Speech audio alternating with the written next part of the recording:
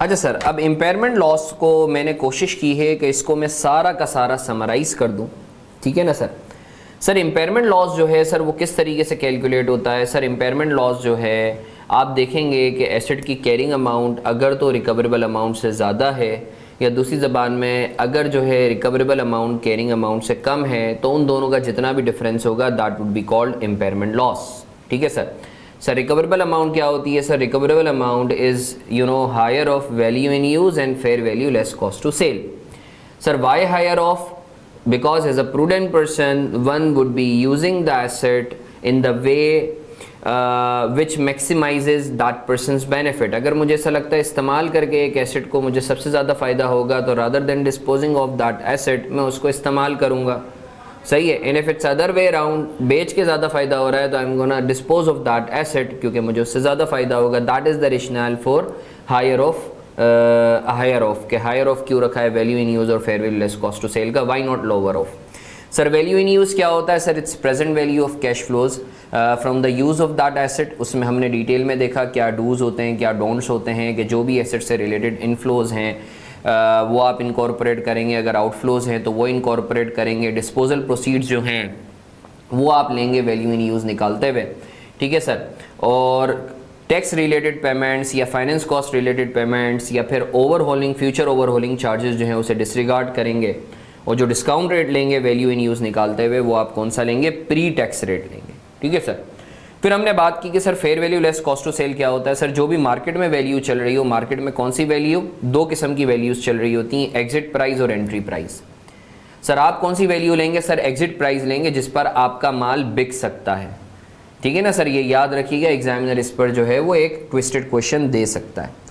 अच्छा sir now ये मैंने जितने भी इम्पेयरमेंट लॉस के आपके लेवल के रूल्स हैं वो मैंने इधर जॉट डाउन कर लिए हैं। अच्छा सर आपको पता है कि आप अपने एसेट को स्पेसिफिकली पीपीई को दो मॉडल्स पे रख सकते हो, कॉस्ट मॉडल पे रख सकते हो और रीवैल्यूएशन मॉडल पे रख सकते हो।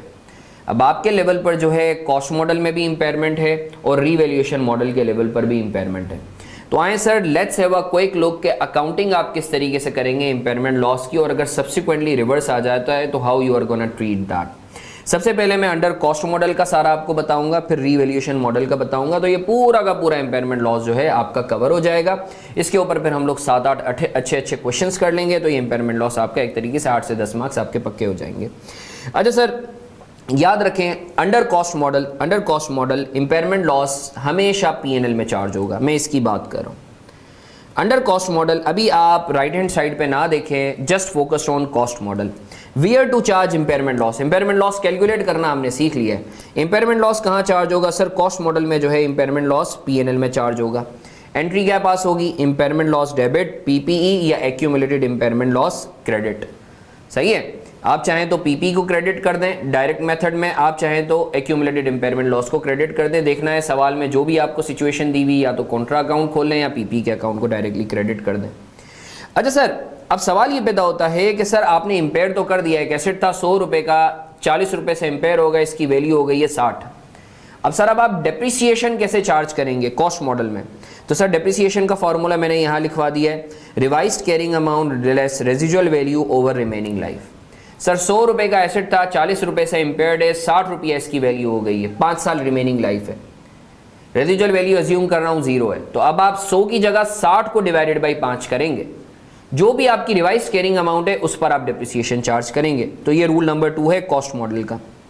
अब सर सवाल ये पैदा होता है कि सर इम्पेयरमेंट लॉस आज आया क्योंकि आज हालात ख़राब थे। जैसे अभी हमने होटल पे एक एग्जांपल की इम्पेयरमेंट लॉस की कि भाई टेररिज्म की वजह से या जो है कंपटीशन की वजह से होटल का जो बिज़नेस है वो कम हो गया है। अब सर कल कल अज्यूम करें कि टेररिज्म जो है वो कम हो जाता है या कॉम्पिटिटर जो अपना बिजनेस बंद कर देता है, तो obviously that hotel would revive again. तो सवाल ये पैदा होता है कि सर इम्पेयरमेंट लॉस जो आपने बुक किया था, क्या ये पत्थर पे लकीर है या क्या ये रिवर्स हो सकता है। जी सर बिल्कुल रिवर्स हो सकता है, मगर सर सवाल ये पैदा होता है कितना रिवर्स हो सकता है। सर याद रखिएगा, अगर तो कोई इम्पेयरमेंट लॉस ना होता तो इसकी हिस्टोरिकल कैरिंग अमाउंट जितनी होती मैक्सिमम उतना रिवर्स हो सकता है, उससे ज़्यादा नहीं हो सकता। जितनी हिस्टोरिकल कैरिंग अमाउंट थी मैक्सिमम उतना रिवर्स होता है, उससे ज़्यादा नहीं हो सकता। Sir impairment loss may be reversed but it shouldn't be in excess of what carrying amount of the asset would have been without recognition of original impairment loss। Sir मैं बोलता हूँ एक एसेट है मेरा आज ईयर 1 के and पर जो है 80 का है, सही है ना सर, 80 का ये एसेट है, कैरिंग अमाउंट है, सही है, without charging impairment loss. Sir impairment loss charge हुआ है, इम्पेयरमेंट लॉस चार्ज हुआ है 20 का, ठीक है सर, और मैं बोलता हूं आज इसकी वैल्यू जो है 60 की है, तो मैक्सिमम जो रिवर्स हो सकता है आपका इम्पेयरमेंट लॉस वो 60 से 80 मतलब मैक्सिमम 20 रिवर्स हो सकता है। सर इसकी वैल्यू जो है रिकवरेबल अमाउंट वो 90 हो गई है, रिकवरेबल अमाउंट 90 हो गई है, 60 से 90 हो गई है ड्यू टू एनी रीजन, तो सर क्या 30 से रिवर्स करेंगे? No no no, historical carrying amount if there would have been no impairment तो आज क्या होती, मैक्सिमम उतना रिवर्स हो सकता है। हमारे केस में कितनी थी सर? 80 थी, तो हम देखो 20 से बुक कर रहे हैं इम्पेयरमेंट लॉस, हम 30 से बुक नहीं कर रहे, हालांकि रिकवरेबल अमाउंट जो है वो 90 हो गई। इस पर हम लोग डिटेल में आगे इलस्ट्रेशन भी करेंगे। सर रिवर्सल की एंट्री क्या पास होती है? सर जैसे इम्पेयरमेंट लॉस की बुक होती है उसका आप रिवर्स कर देंगे, पीपी डेबिट हो जाएगा, ये एक्यूमुलेटेड इम्पेयरमेंट लॉस डेबिट हो जाएगा, और रिवर्सल ऑफ इम्पेयरमेंट लॉस आपका क्रेडिट हो जाएगा। मैं उम्मीद करता हूं आपको क्लैरिटी है कि कॉस्ट मॉडल के तहत आप इम्पेयरमेंट लॉस जो है किस तरीके से बुक करेंगे, डेप्रिसिएशन कैसे चार्ज करेंगे, और इम्पेयरमेंट लॉस का रिवर्सल आप किस तरीके से करेंगे, इस पर डिटेल में भी हम जो है इलस्ट्रेशन भी करते हैं। Now coming to the I would say a bit complicated area, sir under revaluation model, since we have discussed revaluation model in detail, इस पर हमने क्वेश्चंस वगैरह भी किए हैं, तो आई एम श्योर आपको जो है ये जब मैं इम्पेयरमेंट लॉस की बात कर रहा हूँगा तो it would be easier for you to cope up. Sir याद रखिएगा पहला जो सवाल है रीवैल्यूएशन मॉडल में, where to charge impairment loss, ये मैंने रूल लिखवा दिया है। If there is revaluation surplus it shall be charged against revaluation surplus, and once revaluation surplus balance has been exhausted it shall be charged to P&L। Sir क्या मतलब? भाई आपको पता है जब आप रीवैल्यूएशन मॉडल की बात करते हैं तो देयर इज अ पॉसिबिलिटी कि आपका रीवैल्यूएशन सरप्लस खड़ा हुआ है। लेट्स से मैं बोलता हूं मेरा एक एसेट है 100 रुपए का, सही है, मार्केट में वैल्यू चल रही है 150 की, तो मेरा एसेट 150 का हो जाएगा और 50 से रीवैल्यूएशन सरप्लस आ जाएगा, अज्यूमिंग मैं रीवैल्यूएशन मॉडल यूज कर रहा हूं, सही है ना। 150 से आपका एसेट आ गया और 50 से आपका रीवैल्यूएशन सरप्लस आ गया। अब सर इम्पेयरमेंट लॉस आता है तो स्टैंडर्ड बोलता है कि पहले जितना रीवैल्यूएशन सरप्लस है उसे रिवर्स करो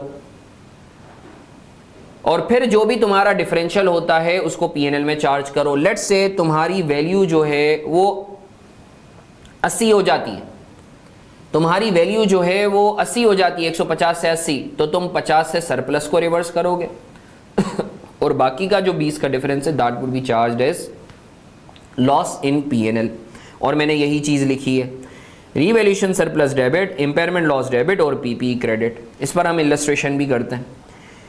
अच्छा सर आई एम श्योर आपको ये चीज़ क्लियर है। अगर तो रीवैल्यूएशन मॉडल में इम्पेयरमेंट लॉस आता है तो पहले जितना सरप्लस है उसे रिवर्स करेंगे और फिर जब सरप्लस खत्म हो जाए तो पीएनएल में चार्ज कर देंगे। सर ये तो वही रूल है जो रीवैल्यूएशन लॉस वाला है। जी बिल्कुल ऐसा ही है। अच्छा sir depreciation of impaired asset, sir depreciation जो है रीवैल्यूएशन मॉडल में किस तरीके से होगा? Sir same rule as that of cost model, जो भी आपकी रिवाइज्ड कैरिंग अमाउंट होती है उसको डिवाइडेड बाय रिमेनिंग लाइफ कर देना तो आपके पास जो है क्या कहते हैं डेप्रिसिएशन आ जाएगा। अच्छा सर इम्पेयरमेंट लॉस किस तरीके से रिवर्स होगा, या इम्पेयरमेंट लॉस रिवर्स होगा भी या नहीं होगा रीवैल्यूएशन मॉडल में? सर याद रखें इम्पेयरमेंट लॉस के रिवर्सल के वही रूल्स हैं जो कॉस्ट मॉडल वाले हैं। हिस्टोरिकल कैरिंग अमाउंट से ज़्यादा रिवर्स नहीं हो सकता। अलबत्ता ये दो पेक्यूलरिटीज़ हैं जो आपने याद रखनी है। Same rule as that of cost model except for the following, if original impairment loss was charge to revaluation surplus then reversal should be credited to revaluation surplus. Sir 100 रुपये का एसेट था, मैंने खरीदा था, फेयर वैल्यू चल रही है, assume कर रहा हूँ मैं रीवैल्यूएशन मॉडल पे रखता हूँ, फेयर वैल्यू चल रही है 150, मतलब मैंने 50 रुपये से सरप्लस खड़ा किया हुआ होगा और जो है क्या कहते हैं 150 से आपका पीपी आ रहा होगा। अब सर अज्यूम करें इम्पेयरमेंट लॉस आ जाता है 20 का, तो सर मैंने रीवैल्यूएशन सरप्लस को ख़त्म किया होगा 20 से, तो स्टैंडर्ड बोलता है कि इम्पेयरमेंट लॉस अब आपका 20 का आ गया, आपने रीवैल्यूएशन सरप्लस को डेबिट किया। अब सर लेट से रिवर्सल आता है तो अगर तो आपने सरप्लस को हिट किया था इंपेयरमेंट लॉस बुक करते हुए, तो सरप्लस को वापस बुक करेंगे। मतलब मैं बोलता हूँ 20 रुपए से मैंने इंपेयरमेंट बुक की थी, सरप्लस मेरा हो गया होगा 30 का। अब वापस से मेरा जो है क्या कहते हैं इंपेयरमेंट लॉस रिवर्सल आ रहा है, वैल्यू जो है फ्लरिश कर गई है और 150 वापस हो गई है, तो मैं 20 रुपए से पीएनएल को क्रेडिट नहीं करूंगा, बल्कि मैं सरप्लस को वापस से 20 रुपए से क्रेडिट कर दूंगा। यही बात यहाँ लिखी है। If original impairment loss was charged to revaluation surplus and P&L account, then impairment loss shall be charged to P&L first, then to revaluation surplus for remaining amount. अब सर सवाल ये पैदा होता है कि सर आपने जो इम्पेयरमेंट लॉस बुक किया था वो सरप्लस और पीएनएल दोनों में बुक किया था, तो आपने रिवर्स ऑर्डर में चलना है। जितना आपने पीएनएल में बुक किया था पहले उतने पीएनएल से रिवर्स करें, पीएनएल को आप जो है रिवर्स करें, सही है, मतलब एक्सपेंस को रिवर्स करें और फिर रीवैल्यूएशन सरप्लस को बुक करें। सर मैं उम्मीद करता हूं आपको क्लैरिटी है। मैं इसके ऊपर एक एग्जांपल क्विकली करवा देता हूं। लेट्स से मैं बोलता हूं मेरा एक एसेट था जिसकी हिस्टोरिकल कैरिंग अमाउंट है 100 रुपया, कैरिंग अमाउंट है 100 रुपया, फेयर वैल्यू जो है वो 150 रुपया है। मैं जो है इसको 150 रुपये पर रख रहा हूँ और 50 रुपये का सरप्लस बुक कर रहा हूँ। मेरा जो क्या कहते हैं वैल्यू में कमी आ गई 70 रुपये से 150 से वैल्यू हो गई है 80 रुपया। तो मैंने इम्पेयरमेंट लॉस कितने से बुक किया होगा? सर मैंने जो है पीपी को 70 से क्रेडिट करा होगा, सरप्लस को 50 से डेबिट करा होगा और 20 से पीएनएल को डेबिट करा होगा। ऐसा ही किया होगा। ये पहला स्टेप है जो हमने किया। अब अज्यूम करना हो सेम डे रिवर्सल भी होता है, तो हम सबसे पहले जो है हमने जहाँ चार्ज किया था पीएनएल में चार्ज किया था, पहले पीएनएल को रिवर्स करेंगे 20 से और फिर सरप्लस को जो है क्या कहते हैं आप क्रेडिट करेंगे 50 से, सही, और पीपी को आप डेबिट कर देंगे, सही है। That's how you are gonna treat this. मैं उम्मीद करता हूँ सर आपको क्लैरिटी है पूरे इम्पेयरमेंट लॉस की कि कॉस्ट मॉडल में आप क्या करेंगे, रिवैल्यूएशन मॉडल में क्या करेंगे। अब हम जो है हर सिनेरियो पे एक एक क्वेश्चन कर लेते हैं, तो इंशाल्लाह आपका ईमान जो है वो पुख्ता हो जाएगा। Thank you.